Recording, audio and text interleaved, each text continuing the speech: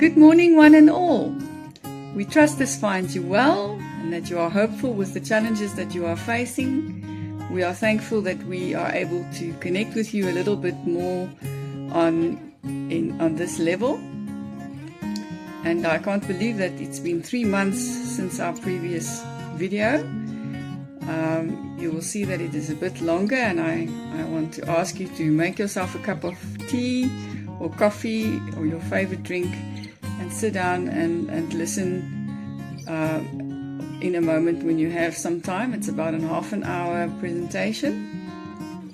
I'm talking to you about adapting to change this morning, and there was so much information it was really difficult to sift through all the goodies and to really decide what to share with you.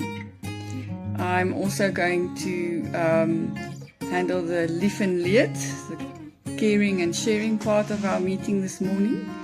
And Barbara and Anne-Marie and all the people involved in the background are sending their love.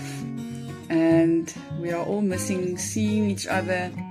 And we hope that at some point we'll be able to do this again as normal. But that's what I'm talking about today. The fact that our normal has shifted and changed over this time. So sit down and enjoy, and I'll speak to you again at the end of this. It is with deep sadness and our sincerest condolences that we think of those who have lost loved ones in the past month. Hannes Visser, who had HD from Rustenburg, passed away on the 13th of July. He was 60 years old. Hanneli expressed her thanks and sent funeral photos, which you will also see. Pam Paul had HD and she's from Cape Town. She passed away the 29th of July. Pam's son, Justin Mills, was on our Constantia Park WhatsApp group until her passing. His message that he sent: "Thank you for the support and everything that you and the group has done. We still have a long way to go with this disease, as I have a number of family members that are positive." Ria has been updating us on Niku, who has PD, his challenges following a hip replacement operation on the 21st of July. He's currently still in hospital following a biopsy, while Rita went for a knee replacement. I think that was the second one, if I'm not mistaken, on the 28th of July. Ranji reported that her mom, who has PD, had 2 blackouts in 1 week, and we think of her too with these challenges. We pray for all those grieving and a speedy recovery for the ill, also for others who shared their struggles but chose to keep it confidential. Anne-Marie's son, Anton, who has HD, is much better after a scary bout of diarrhea on the 3rd of August. We are thankful. Feedback from MDS. The counselling work that I'm doing is going strong. It's continuing online, mainly over WhatsApp. We have also linked with our Cape Town HD support group and some of the clients connected to them in the past month. I have been liaising with a neurologist with regards to patient challenges. And then on a more organizational level, we are making progress with our MDS website. The Connect page and the education pages are both up. We are thankful for the progress. And then we are also happy to report that we are now affiliate member of Rare Diseases SA, and we look forward to working closely together with them on behalf of our HD patients. We are working more closely with Help in the Hunt, and we've met with their social workers, and both sides know how we can help each other with the work that we do. So we are very thankful and excited about that. We want to thank all the people that are making regular donations to MDS. It really does make a difference in helping us to help others. Thank you so much. How to adapt to change 6 months into the Covid-19 lockdown. When we think about change, we know that it is a constant and necessary reality. Nothing ever stays the same. In a way, we can only be certain of the fact that new uncertainties are usually just around the next corner. We need to be stretched outside of our familiar comfort zones to grow, and while the stress of positive change can bring about good and desirable outcomes and helps us reach our potential, how we adapt to negative change factors may determine our survival. The present reality of August 2020, where we are almost 6 months into the official SA lockdown period of COVID-19, has been and is continuously confronting us with foreign, abnormal stressors, which are in turn demanding change on so many levels. We are all different, our situations differ, and we all respond differently to this reality. Yet, it is important to realize the universal, underlying emotional effect it may have consciously or subconsciously, so that we may identify effective strategies to cope and adapt. What we are facing now in the midst of this pandemic is acute traumatic stress. In other words, COVID-19 is a direct threat to our life or the lives of others we know. This may sound pessimistic, but the reality of it is that we are all either witnessing trauma secondhand, near or far, through media or through supporting others, or directly experiencing trauma by becoming ill, isolated, or experiencing the plight of others close to us. We may also be experiencing a communal sense of grief at the loss of how things were, and anticipatory grief, where we anticipate and grieve the threat of loss of life. We all know in some vague way that normal has changed, and it is uncertain how exactly our world will look like in future. This starts to make even more sense when we look at the psychology of uncertainty. If you're like most people, uncertainty can cause you tremendous anxiety. Why? Your survival brain is constantly updating your world, making judgments about what's safe and what isn't. And due to its disdain or dislike for uncertainty, it makes up all sorts of untested stories hundreds of times a day, because to the mind, uncertainty equals danger. If your brain doesn't know what's around the corner, it can't keep you out of harm's way. It always assumes the worst, over-personalizes threats, and jumps to conclusions. Your brain is really willing to do almost anything for the sake of certainty. And you are hardwired to overestimate threats and underestimate your ability to handle them, all in the name of survival. When certainty is questioned, your stress response goes haywire, instantly arousing your fight or flight reaction, kicking you in the pants in an attempt to spur you to action and get you to safety. Waiting for certainty can feel like torture by a million tiny cuts, and I think all of you can relate to that as the months are just rolling on in terms of the length of the COVID lockdown and this whole situation. Sometimes the brain prefers to know an outcome one way or another to take the edge off. Studies show that you're calmer anticipating pain than anticipating uncertainty, because pain is at least certain.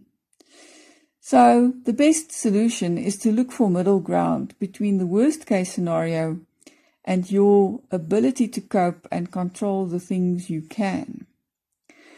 Research scientists have long said every thought that enters the mind eventually finds a place in the body where it bears the burden.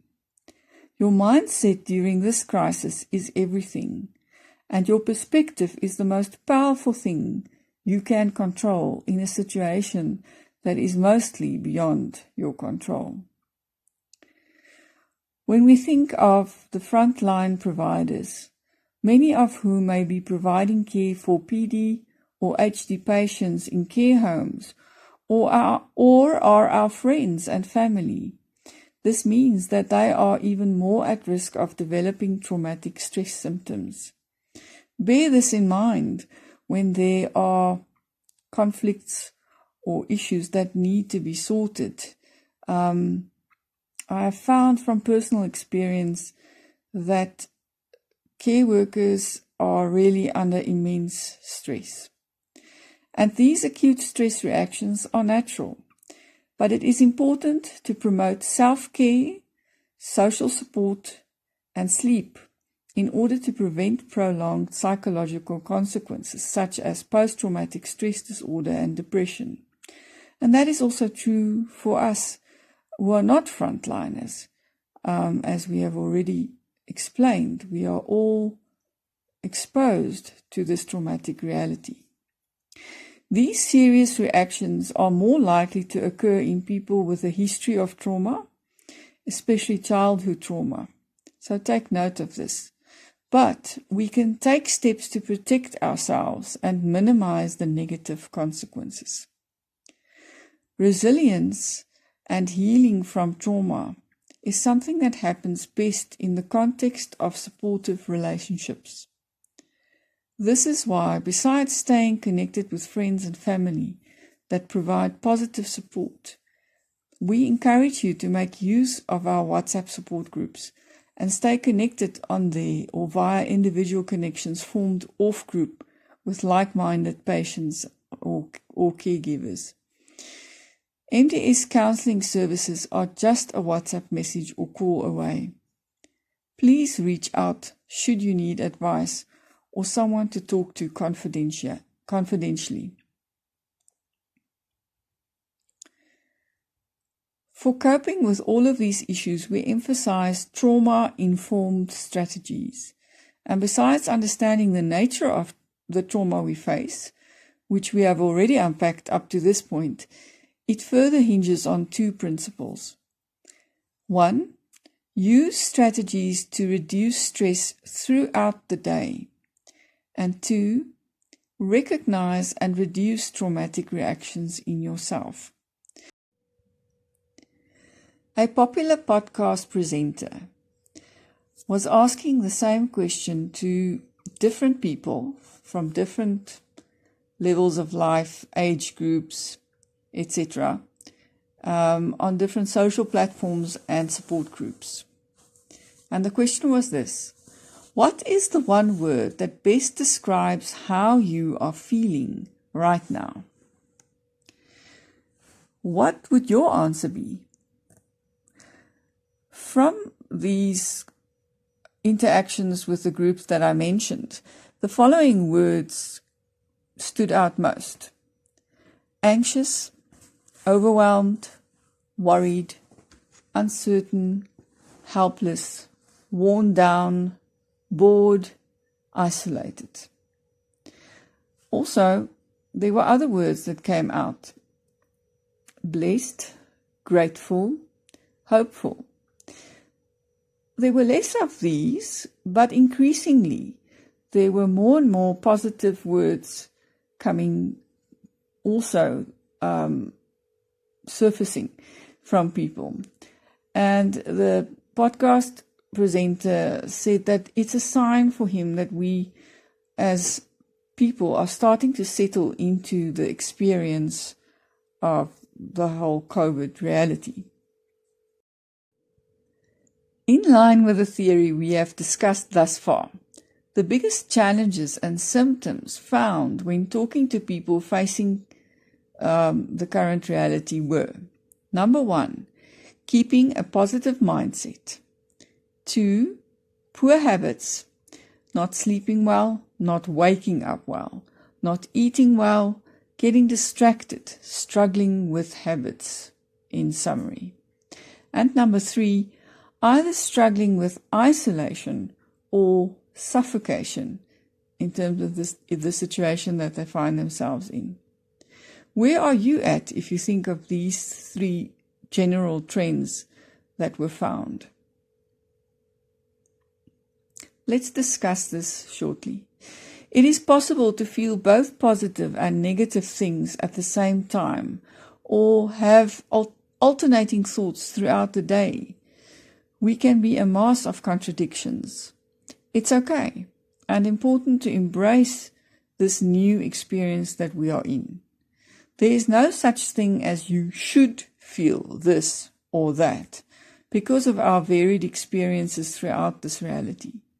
Some of us have lost businesses, loved ones, so it's not realistic to expect the same response from everyone. I'm sure all of you have heard of Viktor Frankl, the famous psychiatrist who survived the Nazi concentration camps. Well, he said the following: when we are no longer able to change a situation, we are challenged to change ourselves. All of Viktor Frankl's liberty was stripped from him during the Second World War in the concentration camp. He was stripped from his possessions. He lost his whole family, never to see them again. He was beaten, starved, and humiliated.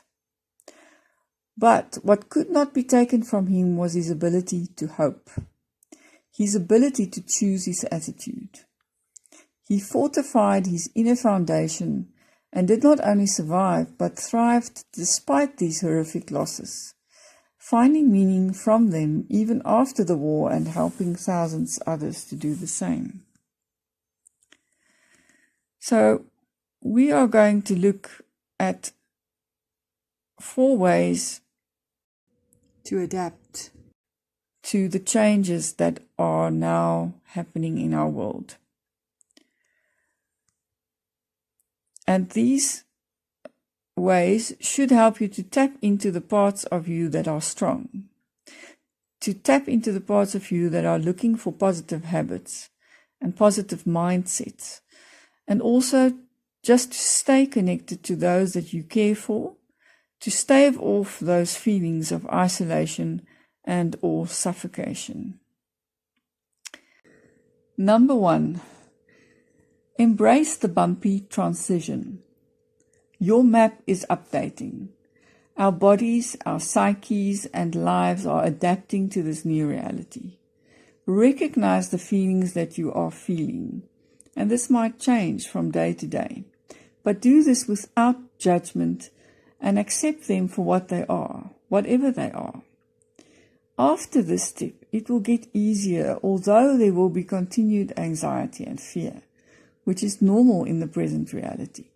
Because, for example, you continue to care about your family's safety and the state of the economy. Number 2, you need an information consumption protocol. Limit your exposure to news like it was in the 1970s, when there was just one opportunity per day to listen to the news. But a good suggestion is to not do it more than 3 times a day. And then very importantly, the first 60 minutes of the day, don't consume information. It's important to first go inward via quiet time or meditation or reading before going outward and engaging with the world and all the information that it contains. And then only listen to information resources that you trust. Turn off all non-essential notifications on your phone. Only those who really have to get a hold of you should be able to do so. Limit the times you check your phone and no more than an hour before bedtime should you be busy with your phone. So the next thing and the last thing that we're looking at is morning and evening routines that need to change. In the morning, the first 15 to 16 minutes, you should not be on your phone. You should be busy with inner work. For example, breath work. I'm going to give you an example of that. Either a PDF or a link to the information, and there's a video also of an example of breath work. It's very easy. It takes under 5 minutes and it increases your immunity. Another example of inner work is journaling. Whether you write it or you do voice memos, praying, having your quiet time, that is the most important thing to do first thing before you grab your phone and engage with the outside world, the first 15 to 60 minutes of your day. And then in the evening, as we've already said, the last 30 to 60 minutes of your day, only easy reading. Try to go to bed within the same 90-minute time frame each night. When we work on our daily routines, we try to focus on inner work and on finding meaning. And that is why I included the part about Viktor Frankl, because the only way that we can have hope in this difficult time and situation is when we do make time for that type of focus. And that also helps with breaking the isolation.